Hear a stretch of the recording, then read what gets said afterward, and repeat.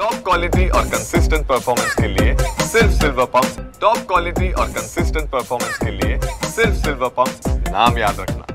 काल परवा मला वाटतं रविवारी सन्माननीय मुख्यमंत्र्यांनी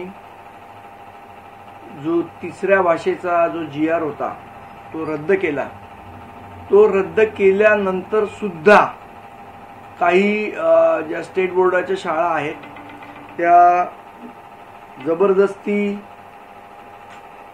हिंदी शिकवण्याचा प्रयत्न पहिलीपासून करतायत। काही शाळांची नावं सुद्धा आमच्याकडे आलेली आहेत।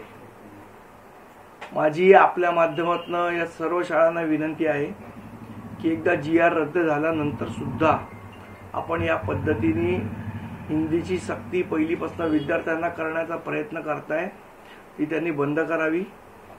आम्ही त्याबाबतची तक्रार शिक्षण अधिकाऱ्यांकडे सुद्धा करतोय। शिक्षण अधिकाऱ्यांनी त्यांच्यावर योग्य ती कारवाई, नाहीतर महाराष्ट्र नवनिर्माण सेनेला त्यांच्या विरोधात आंदोलन करावं लागेल, याची दखल त्यांनी घ्यावी।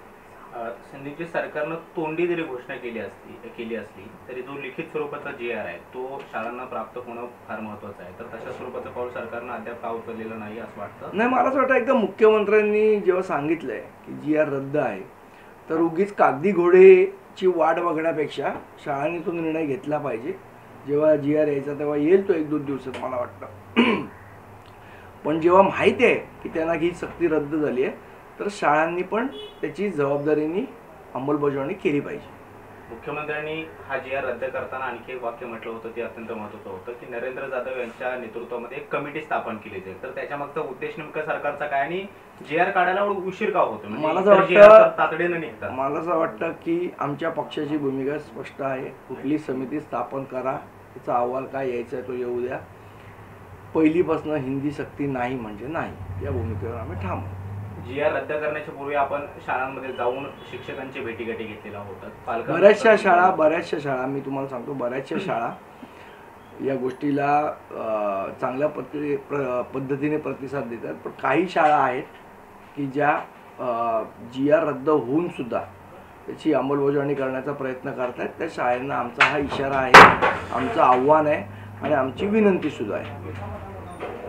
तुम्ही वरळी पाहणी करणार 5 मेळावा आहे, विजय मेळावा, त्यावर आज 11 वाजता महाराष्ट्र नवनिर्माण सेनेचे पदाधिकारी तसेच शिवसेनेचे पदाधिकारी आम्ही वरळी डोम NSCI इथे जाणार आहोत आणि तिथे पाहणी करून जी मेळाव्याची तयारी करायची आहे त्या संदर्भातल्या सूचना आणि बाकीच्या गोष्टी ठरवण्यासाठी आजची बैठक आहे। 5 तारखेला जो मेळावा होईल त्याच्यामध्ये भाषण कोण कोण करेल याची काही माहिती? ते आमचे पक्षाचे वरिष्ठ नेते आणि त्यांच्या पक्षाचे वरिष्ठ नेते ठरवतील। ज्या वरळीच्या डोम मध्ये तुमचा विजय मेळावा होतोय त्याच वरळीच्या डोम मध्ये काल एक भाजपचा मोठा कार्यक्रम होता आणि त्याच कार्यक्रमात मुख्यमंत्र्यांनी तिथूनच आता 5 तारखेला मुंबईला तोडण्याची भाषा केली जाईल, भाषणामध्ये त्याची वक्तव्य येतील, तर तशा पद्धतीचं कुणीही भूलू नका अशा पद्धतीचं एक वक्तव्य केलेलं आहे आणि आधीपासूनच तुमच्या मेळाव्याच्या कार्यक्रमावरती टार्गेट करताना ते पाहायला मिळत आहे। मला वाटतं ज्या पद्धतीने महाराष्ट्रातला मराठी माणूस एकत्र आलाय त्यामुळे अगोदरच सरकार हादरलंय आणि हादरल्यामुळेच तो GR रद्द झाला।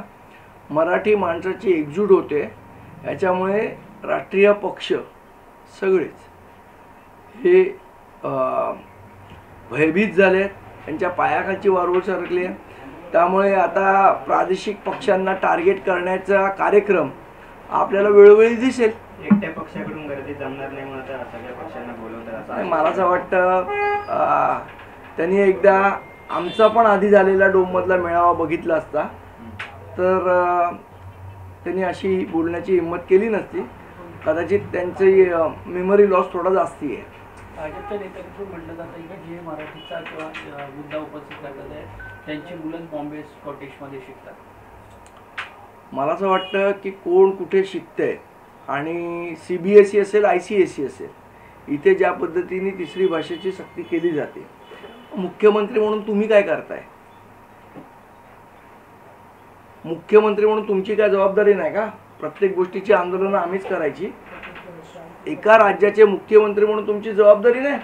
आज स्टॅलिननी तामिळनाडूमध्ये तिसरी भाषा रद्द करून घेतली, CBSE मध्ये पण ICSE मध्ये पण। मग आमच्या मुख्यमंत्र्यांना का असं वाटत नाही की आपण करावं? का आमचे आंदोलन होण्याची वाट बघतायत का मुख्यमंत्री? स्वतःहून काही गोष्टी मुख्यमंत्र्यांनी कराव्यात ना. सगळी जबाबदारी आमच्यावर ढकलून तुम्ही काय फक्त सत्ता उपभोगणार का?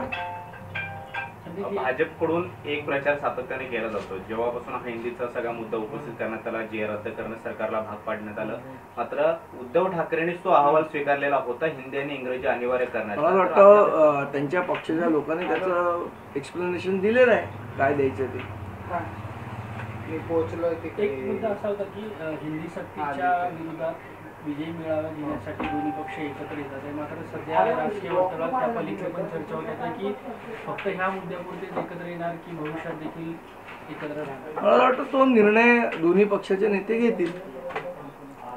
कुणाची युती व्हायची किंवा नाही करायची हा त्यांचा प्रश्न आहे. मात्र आम्ही खऱ्या अर्थानं देशाच्या हितासाठी लढणारे आहोत असंही मुख्यमंत्री म्हणतात. मला असं वाटतं की ते देशभक्त नाहीत असं कोणी म्हटलेलंच नाही ना.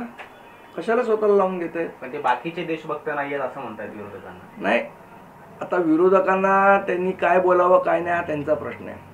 पण देशभक्ती हा काय भारतीय जनता पक्षाचा मक्ता नाही आहे. मला असं वाटतं जेव्हा ऑपरेशन सिंदूर झालं तेव्हा बाहेरच्या राज्यात पण तुम्ही विरोधी पक्षालाच पाठवलं ना. त्यामुळे देशभक्ती आमचाच ठेका आहे असं कोणी म्हणू नये. योग्यही नाही आहे ते.